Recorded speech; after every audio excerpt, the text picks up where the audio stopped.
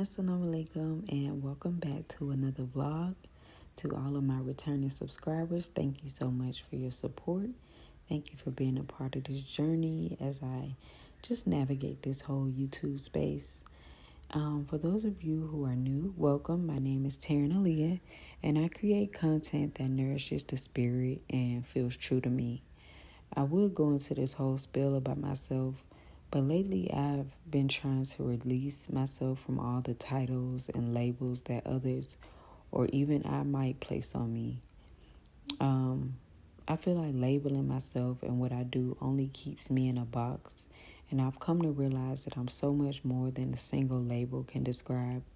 I love a multitude of different things, and I'm passionate about so many different aspects of my life.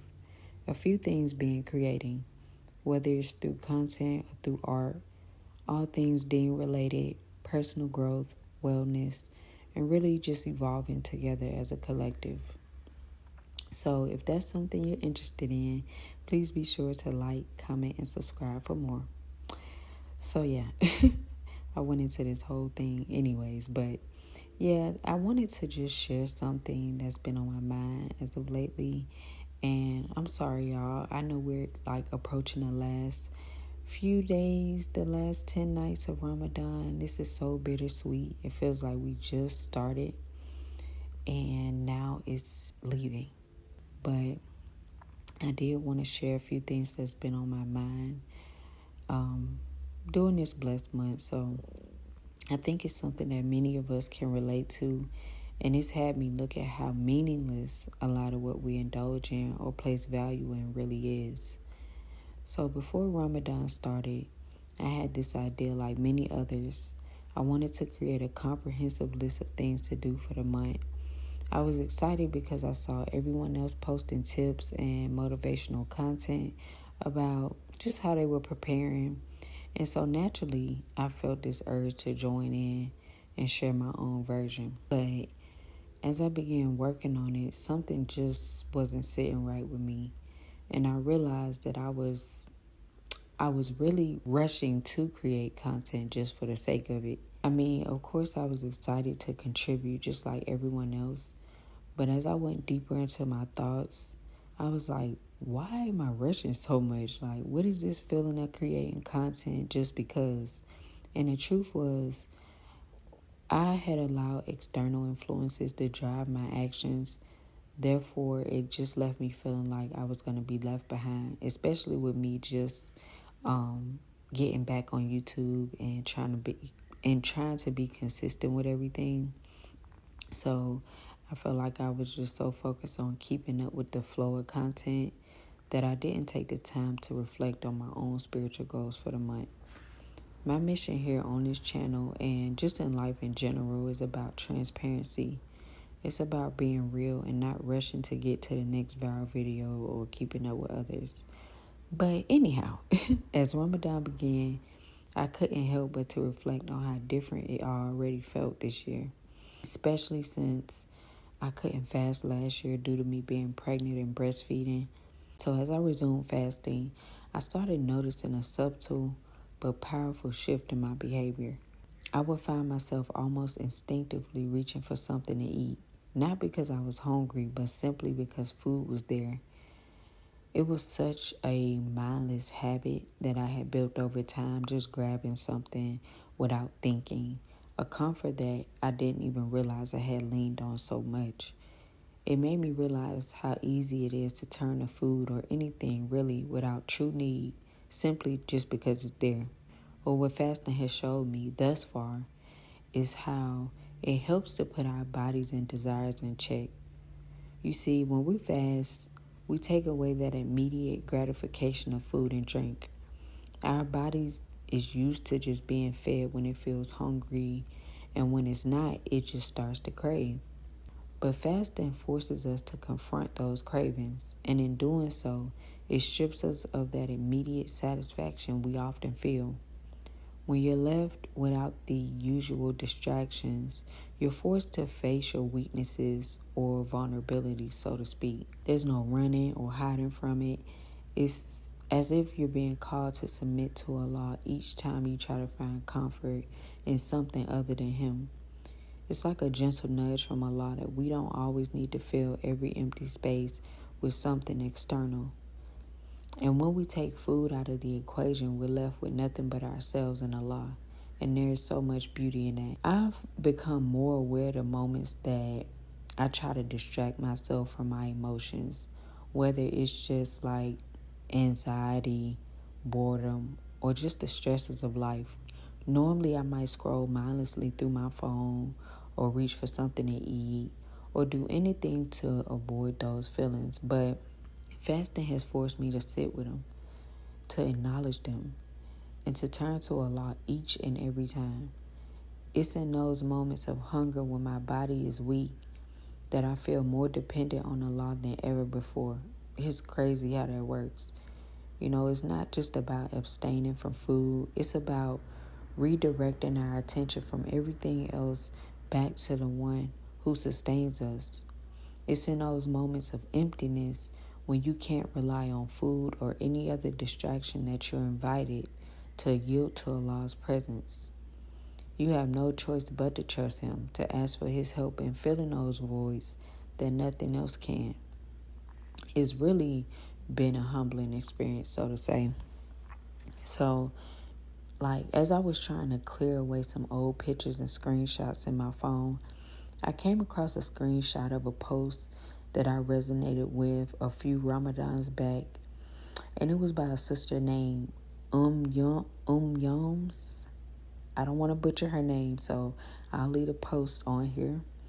But she basically just posed the question of whether our relationship with food is a direct reflection of our relationship with Allah, and how taking more accountability in certain areas of our lives can lead to the greater good.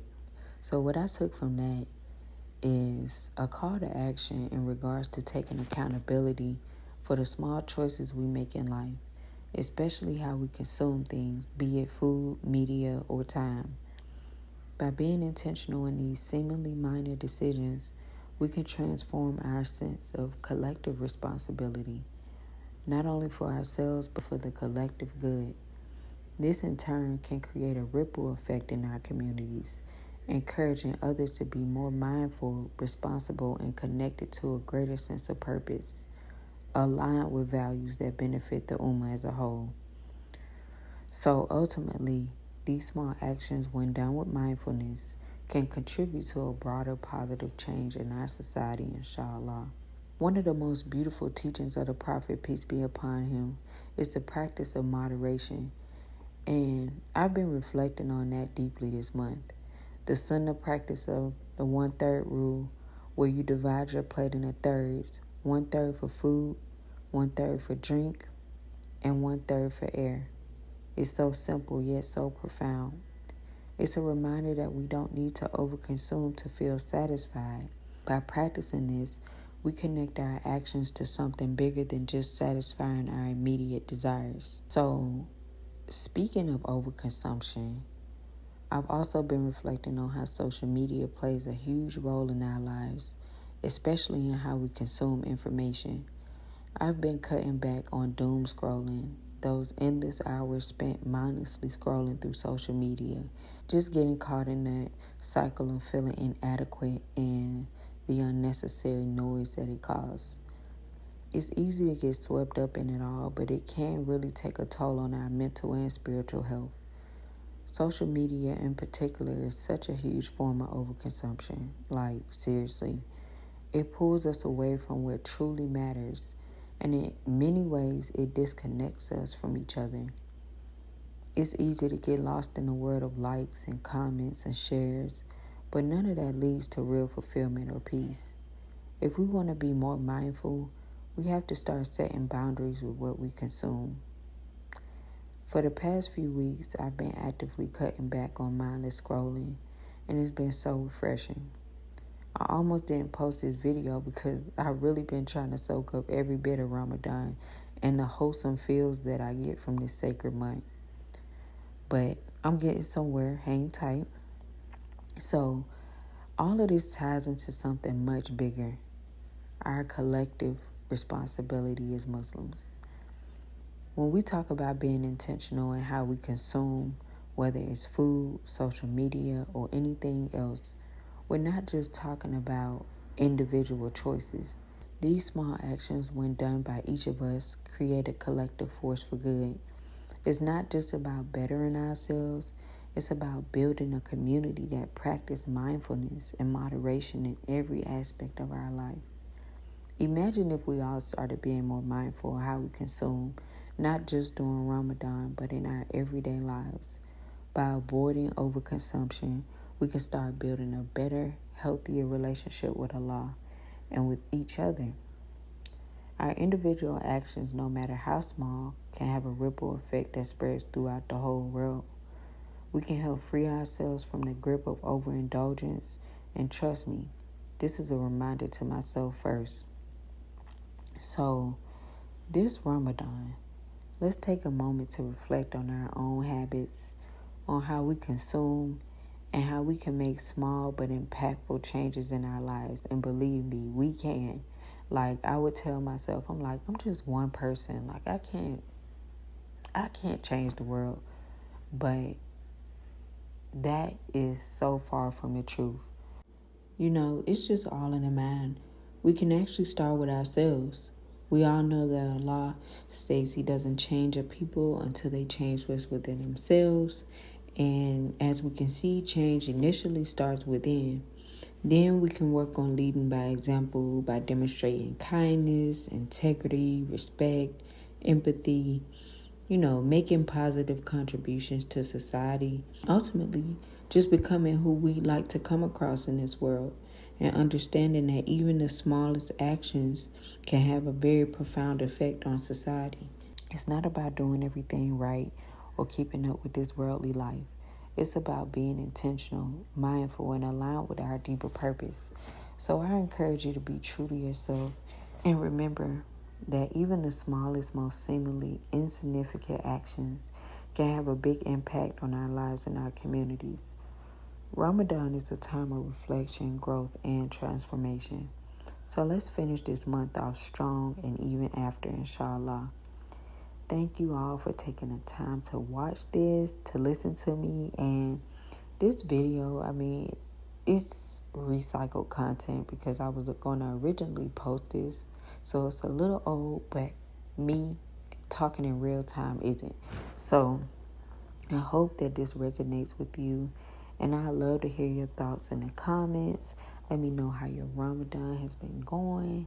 And inshallah, Allah allow us to see this Ramadan through and allow us to witness many more to come. So yeah, take care of yourselves, and I'll see you in the next vlog, inshallah. Assalamu alaikum.